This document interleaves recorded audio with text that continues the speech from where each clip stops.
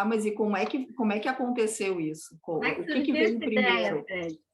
Isso Sim, foi o tá. quê? Foi uma dupla personalidade? Foi uma canalização, uma visão, a O que, visita?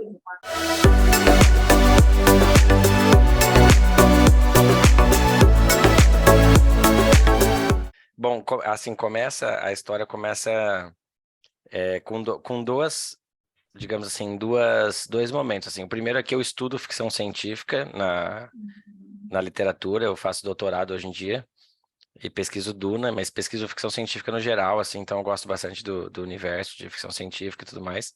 E eu tenho uma banda também que chama Netuno, o nome da banda é Netuno, é um V no lugar do U. E aí vocês estão agora abrindo um canal de YouTube, né? A gente precisa se interar com as mídias e tudo mais, então a gente tinha que produzir conteúdo para mídia, né? E alguém teve a ideia, cada pessoa faz um quadro seu, pessoal, e cada um seja livre para falar qualquer coisa, né? Ou fazer, ou tocar, sei lá, né?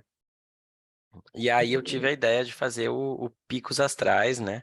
Que seria esse quadro em que tem várias novidades, fofocas e viagens interestelares por aí com a galera netuniana, né? Mas de Netuno da banda, é claro. E aí Sim. esse foi até engraçado, porque quando eu gravei esse primeiro vídeo que bombou, que é porque eu já tinha gravado alguns antes até, né? E que estão na página da banda, inclusive, né? Mas quando eu Aham. gravei esse primeiro, eu gravei antes do Covid ter de fato sido considerado algo alarmante. Ainda estava naquele momento meio de rumor, boato, a gente não sabe.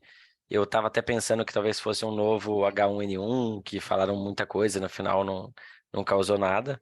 E eu fiz aquele vídeo realmente, né, para fazer graça, né, claro.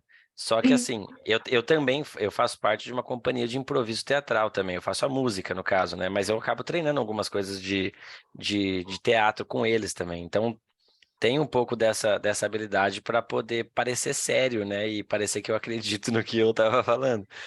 Até que eu fui, na época que viralizou, assim, veio muita gente me mandar mensagem que eu não falava há anos, olha só, vi você aqui e tal, não sei o que, não sei o que.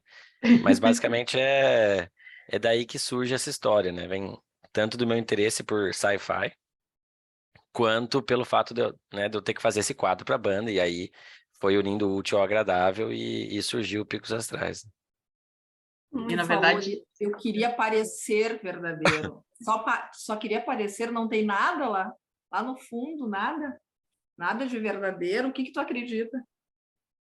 O que Fred, em que sentido acreditar? No astral, enfim, no cosmos, de uma forma geral. Eu, Os pessoalmente, reptilianos, por exemplo. não, assim, eu acho que é uma questão de estatística em relação a ter vida fora da Terra. E estatisticamente é praticamente impossível que não haja, né? A questão não sei se vocês já assistiram A Chegada, o filme A Chegada. não sei. Eu não vi. Eu não É, vi. Esse não. às vezes é uma questão de linguagem, na real, a gente poder se comunicar ou não. A nossa maneira de cognição e a capacidade como a gente interpreta e cria o que é esse universo de realidade pode ser muito diferente para outras entidades aí vivas, e isso impossibilita a gente compartilhar esses símbolos, né? Então, eu vejo muito mais dessa forma, assim. Então, que existam outras vidas em outros planetas, eu não duvido nem um pouco, na verdade, eu tenho uma boa certeza por uma questão matemática mesmo.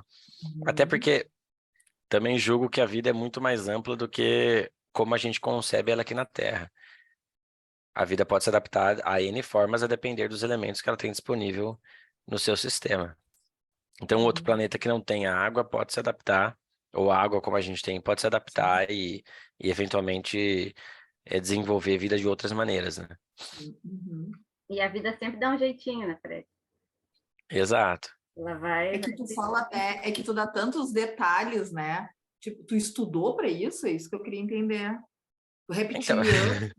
tu dá muitos detalhes. Uma pessoa comum que não está nesse campo, que não se interessa por esse assunto, ela não vai ter ter essas falas, né? Essas palavras.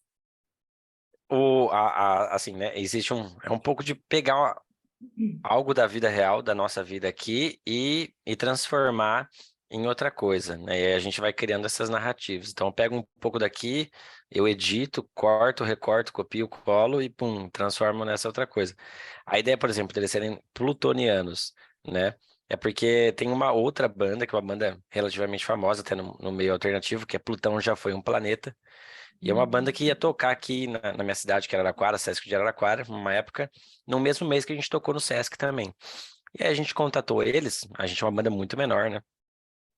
A gente contatou eles para poder tentar fazer um cartaz em conjunto, dividir os custos para poder divulgar ambas as bandas. Apesar deles serem mais famosos, dentro da universidade aqui na cidade, a gente tem algum alcance. Então a gente poderia trazer um público para eles e tudo mais, né? E aí, no final das contas, eles só enrolaram a gente, não pagaram a grana do cartaz, Bah, Inimigo. quiseram mudar o cartaz, a gente ficou, eu fiquei putaço. Eu falei, então esses vilões vão ser de onde? Eles vão ser de Plutão. Ficou plutaço, né? É. Exatamente. Então, Dizer que essa galera de Plutão não é de confiança. É merecido. exato. Então, foi até uma vingança ali, né? Que eles nunca vão saber, mas para mim foi suficiente, né? muito boa. Não, e a sacada, assim, na verdade, quando tá fazendo os vídeos, tu chega para montar o roteiro, tu entra na vibe e vambora, vai vindo natural ali. Tipo, vou dar aquele exemplo do carro, que tu tá gravando no carro, e ó, vou ficar aqui, claro, mostrando o teto do carro, não tem como saber e tal. Então, Maravilhoso. nesse sentido, assim, ficou muito bom. Alguns a maior parte eu tenho algumas ideias já antes, assim, Um esqueleto, tipo assim. Um esqueleto. Tá. Alguns eu até gravo mais de uma vez, porque, né, eu gravo, assisto, não ficou bom, eu dei uma enrolada aqui. Antes tinha uma questão do minuto, também tinha que ser dentro de um minuto, hoje em dia já não tem tanto esse problema, né? Uhum. Mas no geral é isso, a maior parte tem algum mini roteiro já antes pensado, mas nada escrito, etc. Aí eu vou improvisando, vejo até onde sai, e algumas ideias surgem na hora também, porque você vai falando, aí... Mas fica muito consistente, né? Porque tem horas assim que a gente até, eu ouvindo leigamente, tipo, estou em fuga e era isso, entendeu? Mas é muito, muito legal, muito legal. Dá para entrar na história, é isso que eu quero dizer, sabe? Sim.